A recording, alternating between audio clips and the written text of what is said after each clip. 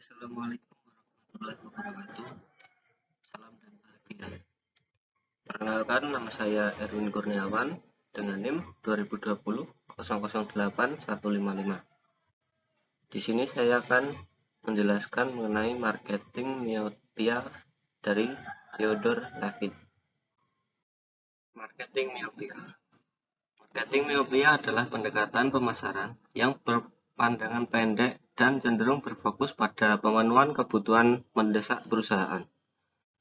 Hal ini terjadi karena kurangnya wawasan tentang apa yang dilakukan perusahaan untuk pelanggannya. Miopia pemasaran adalah situasi ketika sebuah perusahaan memiliki pendekatan pemasaran yang berpikiran sempit dan berfokus hanya pada satu aspek dari banyak atribut pemasaran. Sudah seharusnya perhatian utama suatu perusahaan adalah pelanggan. Perusahaan seharusnya mencari produk yang tepat untuk target market, bukan mencari target market yang tepat untuk suatu produk. Berikut ini adalah beberapa perusahaan yang menderita atau terderap dari pemasaran miopia. Untuk yang contoh yang pertama yaitu dari Kodak, yaitu Kodak kehilangan sebagian besar pasarnya karena ketika kamera digital meledak dan Kodak tidak merencanakannya.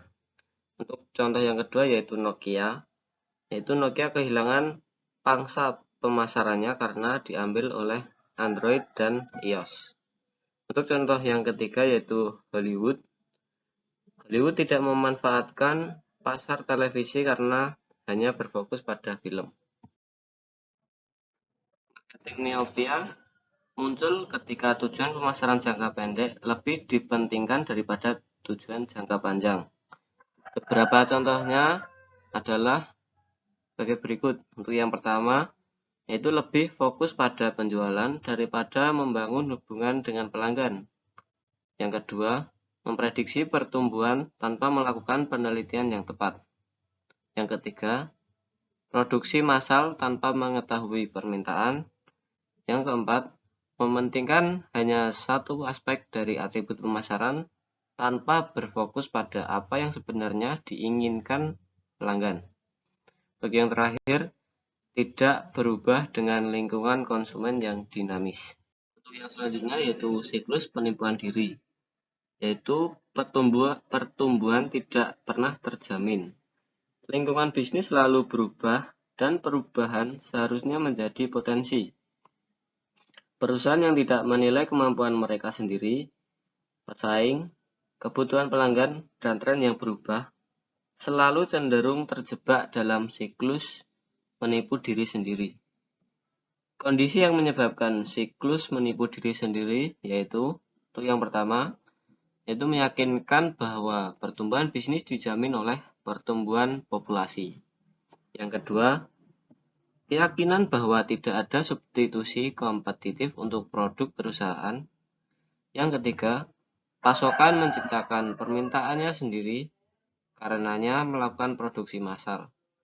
Yang keempat, menaksir terlalu tinggi kualitas produk mereka tanpa melakukan penelitian ilmiah. Yang selanjutnya, menganggap konsumen seperti anak tiri.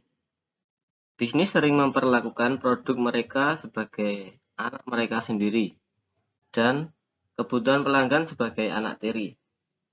Hal ini mengakibatkan menghabiskan sebagian besar sumber daya untuk mengembangkan produk mereka dan sumber daya yang tersisa kurang atau tidak sama sekali untuk melakukan penelitian dan pemasaran.